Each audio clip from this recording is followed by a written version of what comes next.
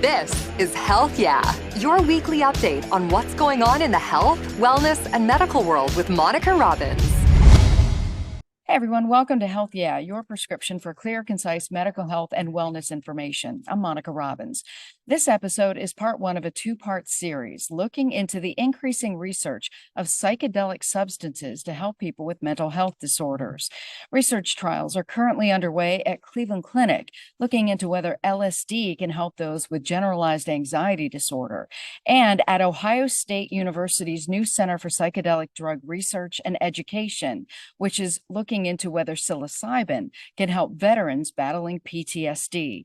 In this episode, I talked with Dr. Deepak Sarma, a religious studies professor at Case Western Reserve University. Dr. Sarma teaches a class relating to psychedelics and spirituality. He gives insight into the history of these substances and the importance of pastoral care for people undergoing psychedelic treatment, because often they have experiences that border on the divine with their God.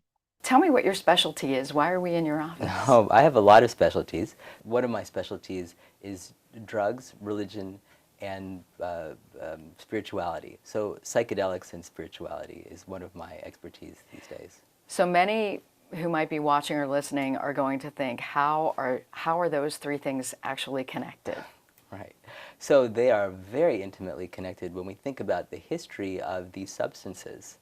And in the past, certainly thousands of years ago, people consumed these substances for their transformative capacities. And oftentimes, these transformations and the consumption of these substances occurred within the context of what we would call now religion. Right? Of course, religion is a relatively new construction, but we could think of what they were doing as religious. So people did these substances, consumed these substances in particular and specific sets and settings with specific guides who are trained to assist in order to attain desirable cognitive states. And sometimes these desirable cognitive states were understood, or we would understand them now, as sacred, or as a mystical experience, or as a religious experience. And that might mean kind of unifying with the divine, seeing God, all sorts of possibilities. And some even thought that these substances were divine, which is a little different. They thought these substances were, in fact, a god or a goddess. And many of these cultures have not stopped using them, but here in the United States, they were criminalized. Why was that? Right, so the criminalization of these substances was a product of really two things. One of them is racism, right? So when we think about Nixon and creating the Scheduled 1 drug categories, that these were really to target people of color who were consuming marijuana and other substances and to put them in jail. So it was a real kind of racially motivated construction, shall we say. And another reason, and this I think is something particular and peculiar about psychedelics, is that psychedelics are very, very powerful in terms of how they can transform the mind and how they can make the mind malleable and how they can make people more open to things and even then question the things that they see. And I think that Nixon saw that there was so much radical change happening in the late 60s, early 70s, and much of it was protesting against him and protesting against the Vietnam War and all of these sorts of other kinds of transformational movements, feminism, black power, and all of these things. People's minds were opening up. And this was a threat to the conventional, shall we say, government, for sure. And it's a real threat when people's minds get opened up and they question the structures that exist, the institutions that exist. And I should say, Monica, that as a professor, every class I teach, every single class I teach, my goal is to get my students to question their beliefs, to question their presuppositions. And it's a very dangerous thing to do. And substances like lysergic acid, diethylamide, DMT, psilocybin, these substances allow people to question things. They invite people to question things. They are a tool that has been used historically to get participants to question the norm. Very powerful substances. Or see things differently. Or see things differently. And when you're questioning the norm, you're likely to see things differently. Right? So, were they used medicinally? Right. So this is another great question. And when we ask this question, if they were used medicinally, we need to think about the sort of creation of the category medicinal. Right? And this is a relatively new construction. People haven't used medical terminology until it was recently invented. Right? So there are some stories about people using these substances with intended goals of transformation to address different things that people were facing. If we think about the Native American church and the use of peyote by the Native American church, which is a relatively recent development too, is that Native Americans who are part of the church and consume the peyote imagine and believe themselves to be consuming the peyote to address the pain and suffering of settler colonization. Right? And that's a relatively new phenomenon. Right?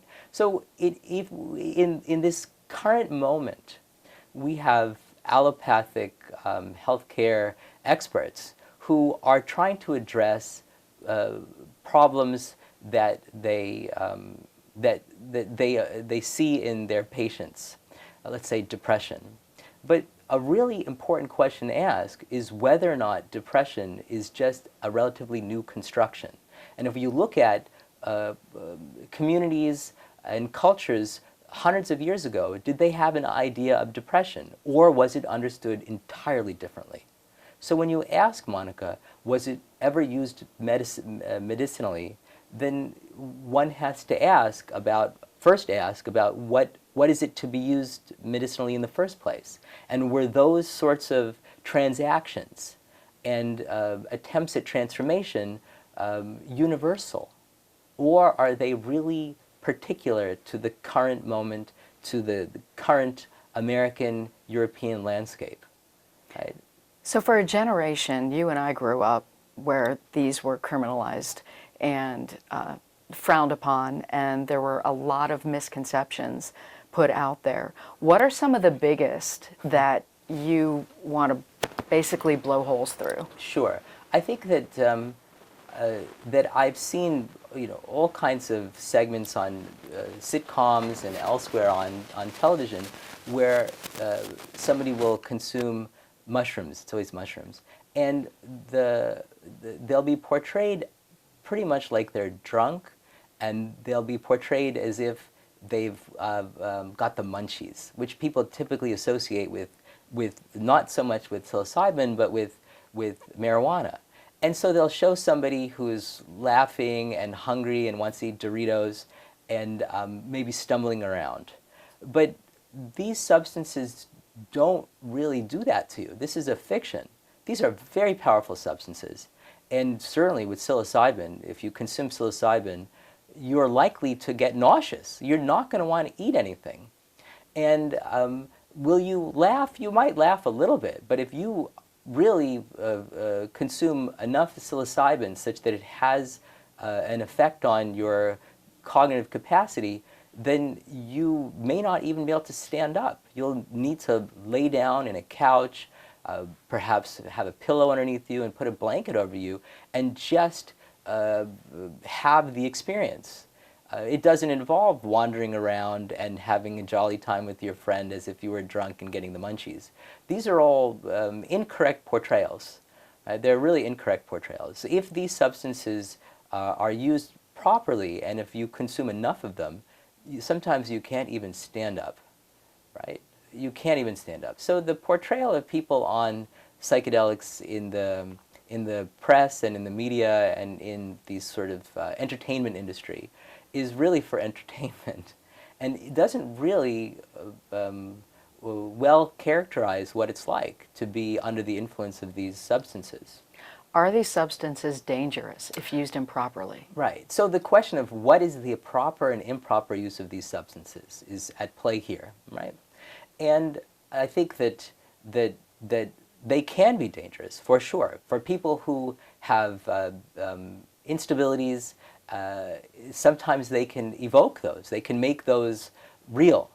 They can make them somebody who's at a particular age, let's say, who might develop paranoid schizophrenia. That a drug like this might hasten that, right? So I like to think of these drugs, in fact, all drugs, in terms of a bell curve. Is that you really want to be right in the middle of the bell curve, where it has certain impact on you and it's safe and so on.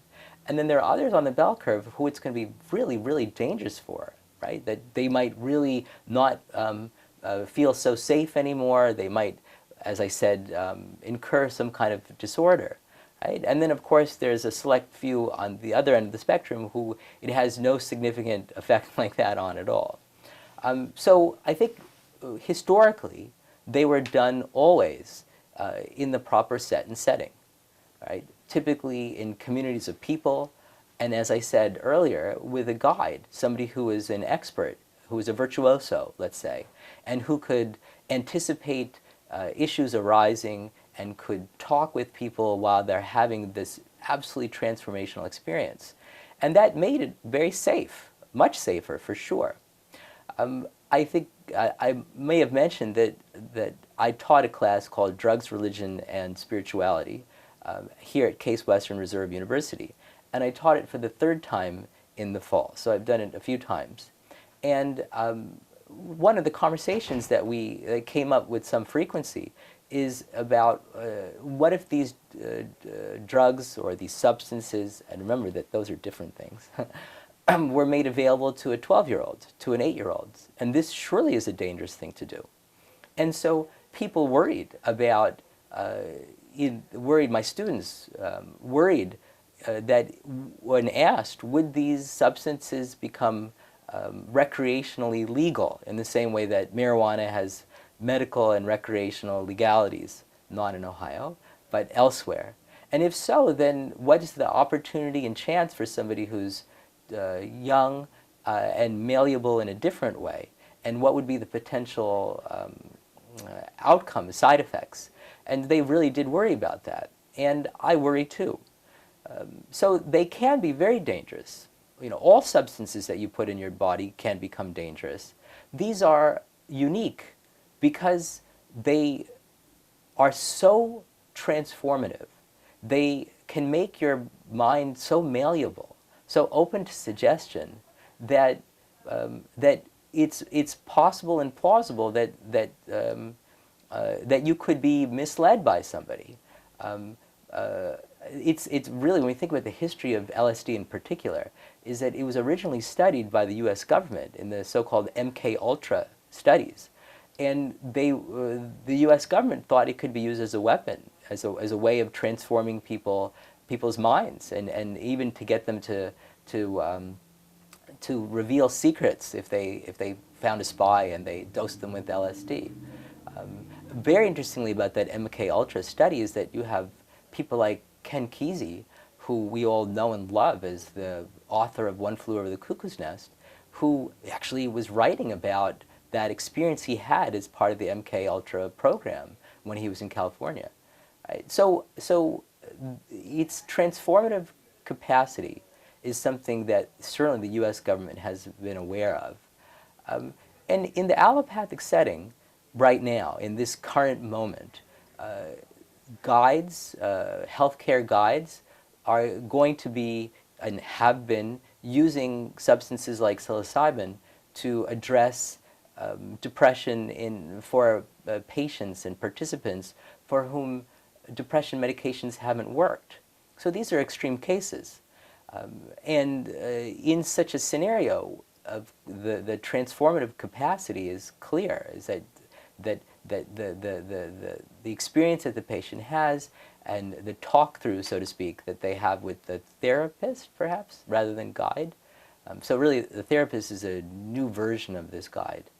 Right? It's in this proper set and setting, there'll be a certain outcome, right? But Monica, my big worry about this current moment is that as I've already said, is that historically we have many different communities and cultures and subcultures that believe that these substances give you a mystical experience. They give you a spiritual experience, that you unite with the sacred.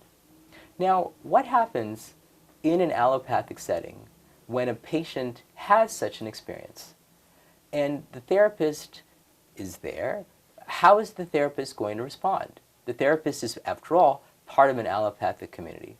And I am sure that therapists are capable of responding to religious beliefs of their patients. But would, let's say, a therapist who's very familiar with, say, Christianity, how would he, she, they respond to a transformative experience of a Hindu who has what one might call a Hindu mystical experience? Would that therapist be able to explain or understand, for that matter, what that patient participant is experiencing? It's doubtful, right? It's doubtful. And if the allopathic community was willing to allow other guides to be a part of the transformative experience, then my question would be, is it who gives those guides any well, not credibility, but how are they chosen, right? How are they chosen? What experience do they have? And one could say that, of course, about the allopathic guides too. How are they credentialed? Right? So really think about it in credentialed. How are they credentialed, these allopathic guides? Do you need to take these substances to be credentialed? Right? This is a good question.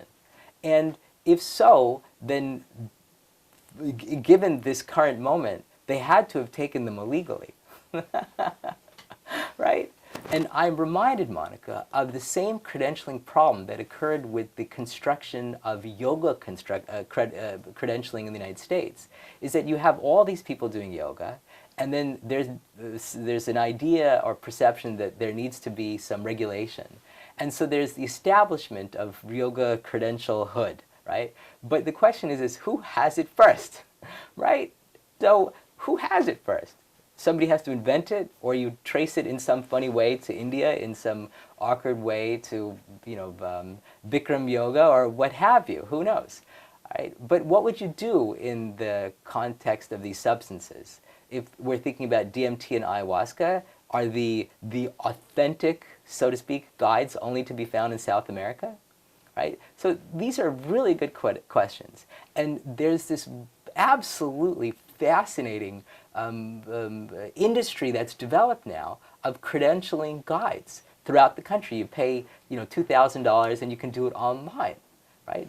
It's amazing, right? It's wonderful, it's exciting, but it's also kind of odd, because who gives you the credentials to be able to guide somebody when they've taken this substance? And if one was to say that you need to have taken the substance to be credentialed, that's a little odd. But I should also ask you that to be a good psychiatrist and treat a patient who's got paranoid schizophrenia, you don't need to be a paranoid schizophrenic, right? So, do you have to be one to know one, is the question. Are you thinking, though, that guides should also have some spiritual awareness? I think so. I think so for sure, right? But would the allopathic guides in the allopathic world embrace that? It's an interesting moment where these sorts of worlds overlap, right? And one can try and imagine in the allopathic community, no, we are totally secular. But it's simply not possible with these because of what it seems like to participants. For so many participants, these substances provide a kind of unity with what they believe is the sacred. They believe they're having mystical experiences. They believe this. And what is the allopathic healthcare therapist going to say? I'm interested in your take on, psilocybin is now being legalized in certain states and areas. You bet. Is this a good thing? Well, so this is interesting. It's happening right now in Oregon, for sure. And I was just on the phone with my buddies from Oregon, and they were telling me how easy it was to go and get psilocybin. You just go to a dispensary and you can buy all the psilocybin you want. And I think that it's it's as a society, now that the door has been opened, shall we say the doors of perception has been opened, that now that it's been opened, I think that there are some potential complexities, right? So people who are on psilocybin probably shouldn't be driving cars, right? Just like we don't want people who are under the influence of alcohol to be driving a car either, right? Or under the influence to a certain degree, right? An excessive degree, right? But it's the same thing with psilocybin, right? So should you feel okay if your neighbor is driving to pick up their kids and you know that they're on psilocybin, right? You know, pick up these kids from the after-school activity, right? These are good questions that now that the door of perception has been opened, we need to figure out how to regulate this or prevent bad things from happening. You bring up a great point, though, because microdosing is a huge thing right now, and everyone's saying, well, I'm only microdosing, so I'm not feeling the typical effects that people would. Right. So therein lies another great issue, right? Or not so much an issue, but distinction that we need to make, right? So we have these substances, and clearly there are certain quantities that you can consume that take you past what's called threshold, where you have, for some people, it seems to them, a mystical experience. But surely if you take less than that, you microdose, then you won't be in that threshold range, and you can function daily just as if you were taking any antidepressant or blood pressure medication or what have you, right? So this limited amount, a smaller amount, these smaller doses, is a different thing. It certainly, they certainly permit a kind of transformation and permit the brain to work in a very different way, right? But not so overwhelming that you're at or past thresholds, right? Which has made me really wonder this one question. I don't have an answer for this, so I'm really wondering, is that the allopathic community has embraced psilocybin, right? So we have Hopkins and NYU who are doing all these psilocybin studies. And psilocybin, of course, even if taken in a large quantity, won't last you more than 5 to 6 hours, right? LSD, on the other hand, will last you 16 hours. So will there ever, at least, depending, of course, on how much you consume, so will there ever be like LSD studies again? Because surely with psilocybin, if you have an appointment with a client or a patient and it's only 5 hours, it's not much. 16 hours is a whole other thing. But lots of people are microdosing LSD. So I'd like to see more studies in this area and see how that develops. We're also seeing Molly. We're also seeing ecstasy, those sorts of things. Where's the line, or should there be one? A line for what? How far are we going to be testing, chemically enhanced or chemically created substances? That's a good question. So let me first say that it's wonderful that Molly and ecstasy is being used now for PTSD. It has another kind of transformative impact, different from LSD and different from psilocybin, but nonetheless transformative in a way that no other drugs that have been legal can replicate. Right. So it's a wonderful thing that these are being experimented on in this way. And I should point out, and it's tremendously important, that between late 50s and when Nixon made all these drugs illegal, there was lots and lots of experimentation in the allopathic communities of how could these drugs be used, right? So it's amazing. And then we had 40 years where it was illegal to do these experiments. It's just terrible that happened. Terrible thing that happened. But what is the line? Well, that's a good question. What is the line? I think that the allopathic STEM world is always experimenting, and as long as there are complexities that people face and people willing to risk their lives for the sake of this experimentation, then there's no limit to what kinds of substances can be researched and experimented on.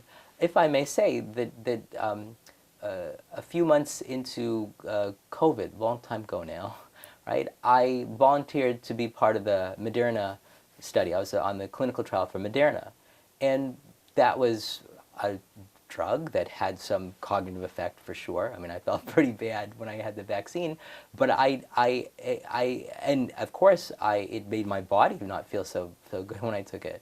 But I did it. I risked it, right? I risked my life because I thought it was going to do good for the world, right? So I was willing to do that because I'm thinking about the greater good, right? I thought, at least I could do this. Right? There are healthcare workers who are doing great things and risking their lives, and I felt like I needed to do something too, and I did that, and I'm glad I did it. And is it going to be the same case, or could it be the same case with these substances? Of course. Why wouldn't there be possibilities for these substances and variants of these substances to address in the allopathic world, complexities that people are facing, depression, PTSD, alcoholism. After all, the founder of AA had a mystical experience because of these substances, and that's why he began the Alcoholic Anonymous program. Right? So these are powerful substances. I've had all kinds of people contact me after they learned about the classes that I teach.